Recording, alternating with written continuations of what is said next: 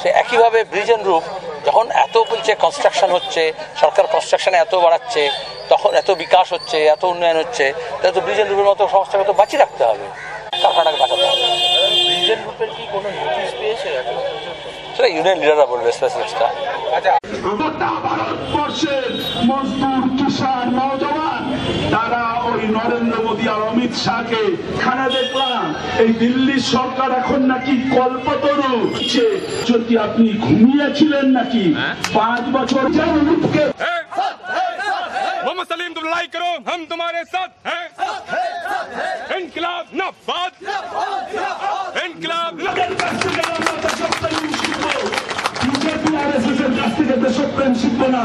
আমাদের যে 42 জন সেনা জওয়ান, কেউ কারখানার মজুরের ছেলে, কেউ ক্ষেতের কিষানের ছেলে, থেকে দেশ কারখানার মজুর আমাদের দেশের ক্ষেত খাবো। দিল্লির সরকার দরকার হলে কেন্দ্রের এই এনডিএ তাদের বাজারে মানুষ বিক্রি করবে, কিন্তু ব্রিজ আর রুটকে বিক্রি হতে দেব না। এই প্রতিশ্রুতি আপনারা আমাদের ডিওএফআই, বেকার যুবক, তাদের ভবিষ্যতের সাথে শ্রমিক কর্মচারী আপনারা যে লড়াই করছেন, সেই লড়াই তার পাশাপাশি বেকার যুবকের ভবিষ্যতের জন্য দিল্লি সরকারকে সবক শেখাবে।